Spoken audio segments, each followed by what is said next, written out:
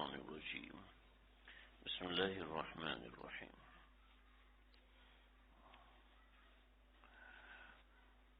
وإذ قالت طائفة منهم يا أهل يثرب لا مقام لكم فارجعوا ويستأذن فريق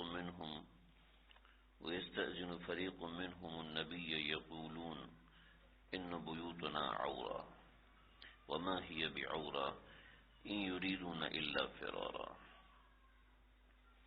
سورۃ الاحزاب کی آیت نمبر 13 اور اس سے آگے کا مضمون آیت نمبر 16 تک ہے۔ مضمون تو آگے کافی تفصیل سے چل رہا ہے، لیکن یہاں پر جو بات ہو رہی ہے غزوہ خندق کے درمیان کچھ واقعات جو چیزیں پیش آئی تھیں ان کے بارے میں۔ قبیلہ بنی سلمہ اور قبیلہ بنی حارثہ مسلمانوں کے ساتھ تھے، اور یہ ایسے ساتھ تھے کہ مسلمانوں کو ان کی وجہ سے بہت فائدہ تھا۔ جب دو طرفہ مسلمانوں پر اٹیک ہوا اور دو طرفہ خطرہ مسلمانوں کو لاحق ہوا تو اس وقت شدت سے پریشانی ہوئی اور کھرے اور کھوٹے سامنے آنے لگے۔ چنانچہ یہ دو قبیلے بھی آپ صلی اللہ علیہ وسلم کے پاس آئے اور انہوں نے بھی آپ علیہ السلام سے اجازت مانگی۔ تو یاد رکھیں، مجاہد کی تربیت مسلمان اور کافر کے جنگ میں بڑا فرق ہوتا ہے۔ مجاہد کی تربیت ایک بہت اہم رکن ہے۔ ہمارے ایک عالم دین فرماتے ہیں، ہم ایک مرتبہ کسی وکیل کے پاس گئے ان سے کوئی قانونی مشورہ کرنے کے لیے، تو وہ ایک کتاب کا مطالعہ کر رہے تھے۔ تو پوچھا کہ وہ کون سی کتاب ہے اور کس نے لکھی ہے، تو بتانے لگے کہ یہ ایک امریکن کی کتاب ہے جو کہ جہاد کے موضوع پر ہے۔ تو جی اس میں کیا ہے، اس میں کیا کیا مرحلے ذکر ہیں؟ تو کہنے لگے نہیں، مرحلہ تو نہیں، بس جہاد کے حوالے سے بتایا گیا ہے۔ کہ نہیں، جہاد میں 3 مراحل ہوتے ہیں۔ سب سے پہلا مرحلہ مجاہد کی تربیت، سورہ آل عمران میں بھی ہے اور یہاں پر بھی ہے، مجاہد کی تربیت۔ اس کے بعد مجاہد کا جنگ لڑنا، مجاہد کا جنگ لڑنا کہ جس کی تربیت ہوئی ہے وہ لڑ بھی سکتا ہے کہ نہیں لڑ سکتا۔ اس کو اللہ نے آل عمران میں ذکر کیا، اس سے پہلے تربیت کی چیزیں بقرہ میں ذکر ہیں۔ اور اس کے بعد جنگ ہونے کے بعد فتح یا شکست۔ فتح کی صورت میں مال غنیمت ہے، اس کی تقسیم ہے، وہ ساری باتیں انفال میں ذکر ہیں۔ اور شکست کی صورت میں شکست ہے اور شکست کی باتیں، اس کے بعد کیا معاملات ہونے چاہیے، وہ آل عمران میں ذکر ہے۔ تو اسی طریقے سے فتح اور شکست، اس کے درمیان میں جو کیفیت اور سچویشن پیدا ہوتی ہے اس کی باتوں کا ذکر اس جگہ پر ہے کہ دوران جنگ، جب جنگ لڑائی ہو رہی ہے اس دوران مجاہد کو کن باتوں کا خیال رکھنا ضروری ہے۔ محض فوج بنا لینا، محض ٹروپنگ بنا لینا، یہ کسی بھی قوم کی فتح کی علامت نہیں ہے۔ اس کے پاس اسلحہ ہونا اس قوم کی کامیابی اور فتح کی علامت نہیں ہے۔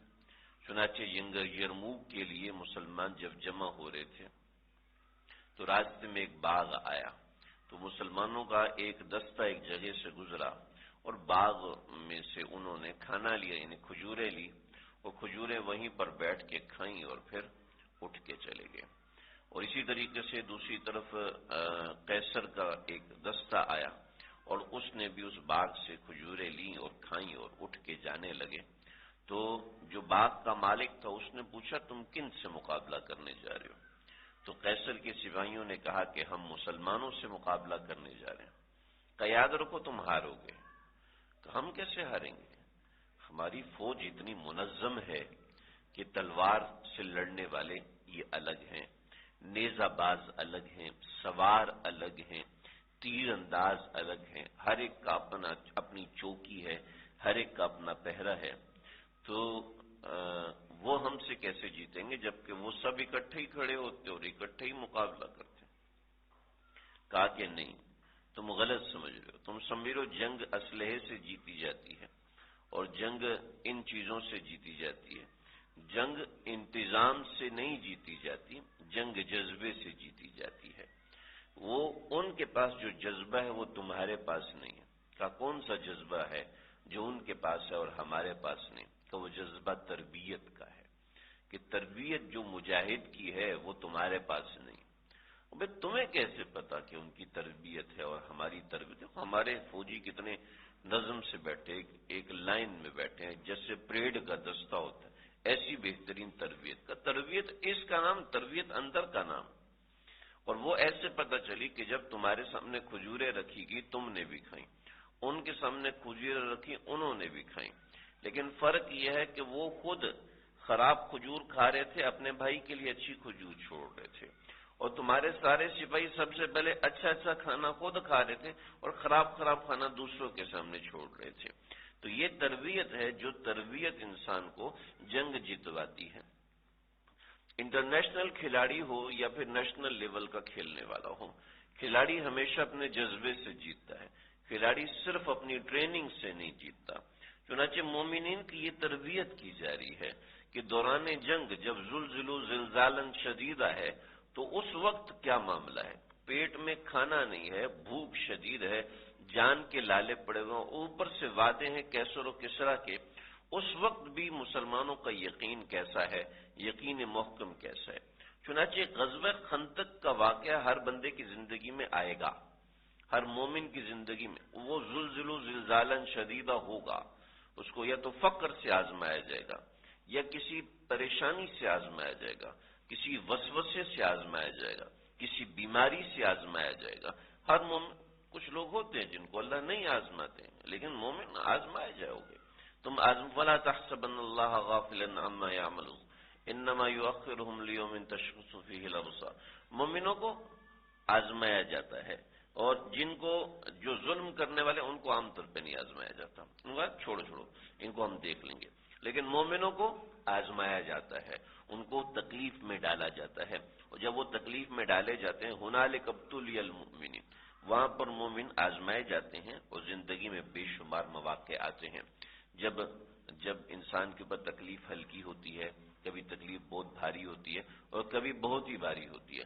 اشد الناس بلاء الانبیاء، سب سے زیادہ تکلیفیں یعنی سب سے زیادہ آزمائے جانے والے الانبیاء، ثم الاقرب فالاقرب، جو اللہ کے جتنا قریب ہوگا اس کو اتنی آزمائش آئے گی، مالی آزمائش آئے گی، جانی آزمائش آئے گی۔ وَلَنَبْلُوَنَّكُمْ بِشَيْءٍ مِّنَ الْخَوْفِ وَالْجُوعِ وَنَقْصٍ مِّنَ الْأَمْوَالِ وَالْأَنفُسِ وَالثَّمَرَاتِ وَبَشِّرِ الصَّابِرِينَ، کہ تمہیں ضرور میں آزماؤں گا، ضرور آزمائے جاؤ گے۔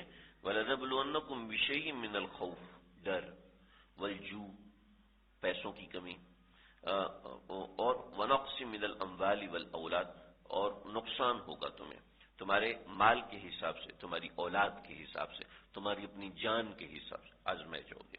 چنانچہ یہاں عملی طور پہ دکھایا گیا، بنو سلمہ، بنو حارثہ ہمت ہار گئے، سمجھایا ہمت نہیں ہارنی، اور وہاں پر تم لوگ گھبرا گئے تھے، آگے نہیں گھبرانا۔ آگے دوبارہ حنین کا واقعہ ہوا، وہاں پر بھی یہ تربیت مومنوں کی کام آئی، کہ جو تربیت اللہ رب العزت کی اور پیغمبر علیہ الصلوۃ والسلام کی ہے۔ وَلَوْ دُخِلَتْ عَلَيْهِمْ مِنْ أَقْطَارِهَا، یہ تو منافقین کا حال ہے کہ اگر ان کے اوپر من اقطاریہ، مدینہ کے دونوں طرف سے لوگ آ جاتے، ثُمَّ سُئِلُوا الْفِتْنَةَ، پھر ان سے کہو فتنہ پھیلاؤ گے، یعنی ہمارے ساتھ رہوگے، تو لَآتَوْهَا، تو یہ ان کے ساتھ آ جاتے، یعنی مسلمانوں کے خلاف ہو جاتے۔ تو اپنا ایمان ایسا کمزور نہ کرنا، جان بچانے کے لیے کسی کے ساتھ بھی جڑ جاؤ، جان جاتی ہے چلی جائے، لیکن جب تم ایک بات حق سمجھ میں آ گئی، اب اس کے ساتھ ڈٹ کے رہنا، کہ اس کے ساتھ پکے ہو کے رہنا۔ وَمَا تَلَبَّثُوا بِهَا إِلَّا يَسِيرٌ، تو بہت کم لوگ تمہارے ساتھ رہتے، بقیہ ان کے ساتھ جڑ جاتے، اور یہ جو پکے لوگ ہیں یہ ضرورت ہوتی ہے۔ چنانچہ حضرت شمویل علیہ السلام، انہوں نے یہ مسلمانوں کا دستہ تیار کیا، اور دستہ تیار بعض روایت میں سموئیل ہے، بعض روایت میں شمویل ہے، شمویل کہنا آسان ہے اس لیے کہہ دیتے ہیں، ورنہ زیادہ صحیح سموئیل ہے۔ تو یہ لے کے نکلے ہیں، اور راستے میں دریا آیا اور کہا کہ تم میں سے کوئی بھی دریا میں سے پانی نہیں پیے گا الا غرفتم بیدی، سوائے ایک گھونٹ کے، ایک گھونٹ سے زیادہ نہیں پی سکتے۔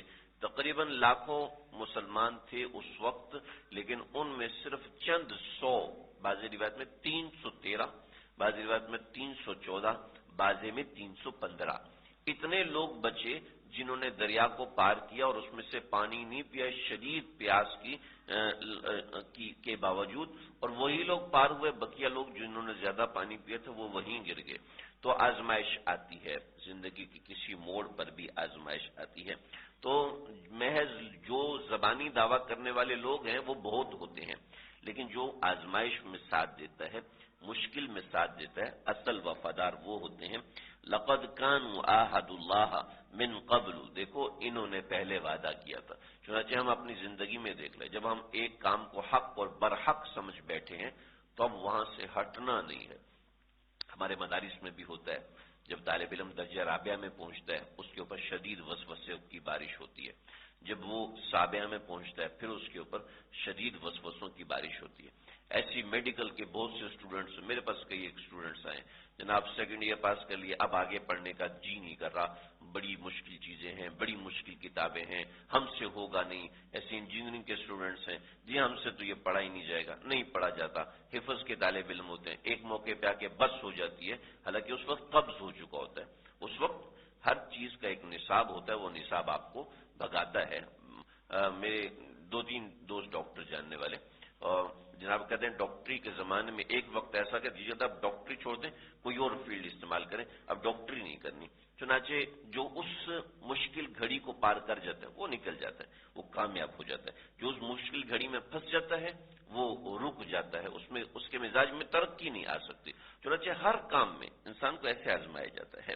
تو وَلَقَدْ كَانُوا عَاهَدُوا اللَّهَ مِنْ قَبْلُ، انہوں نے اس سے پہلے اللہ سے وعدہ کیا تھا۔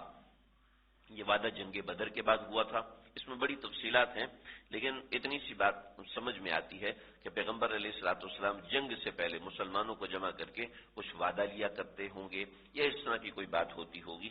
تو لا یولون الادبار، وہ جنگ سے واپس نہیں پھریں گے۔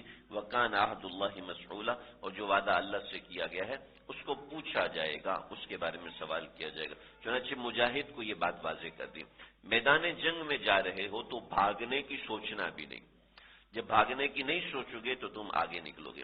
چنانچہ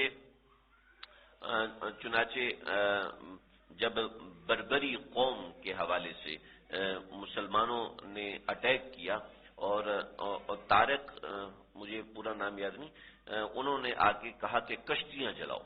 تو ابھی کشتیاں کیوں جلائیں واپس جانے کے لیے؟ اسپین کے اوپر جب مسلمانوں نے اٹیک کیا تو کہا کہ کشتیاں جلاؤ۔ جی کشتیاں جلائیں گے تو واپس کیسے جائیں گے؟ کہ واپس جانے کا راستہ بند ہو۔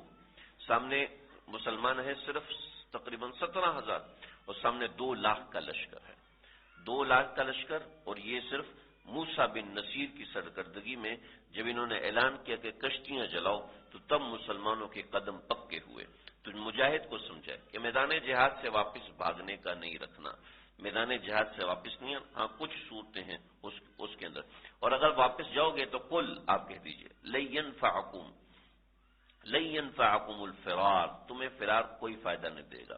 ان فررتم من الموت، اگر تم موت سے بھاگ بھی جاؤ، اب القتل یا قتل سے بھاگ جاؤ، وَإِذًا، تو پھر پکی بات ایسا ہے کہ لا تمتعون الا قلیل، تم زندگی سے بہت کم فائدہ اٹھا پاؤ گے، زیادہ فائدہ نہیں اٹھا پاؤ گے۔ یعنی موت کا وقت مقرر ہے، نہ گولی آپ کو مار سکتی ہے، نہ ٹینک کا گولہ مار سکتے ہیں، نہ دشمن کا محاصرہ مار سکتا ہے۔ جس وقت مرنا ہے تو وہ اپنے وقت کے اوپر ہی مریں گے۔ مشہور واقعہ حضرت خالد ابن ولید کا، اور اس طریقے سے بے شمار چیزیں اس آیت کی تفسیر میں ہیں، لیکن اتنی سی بات واضح ہے۔ اللہ سمجھنے کی توفیق۔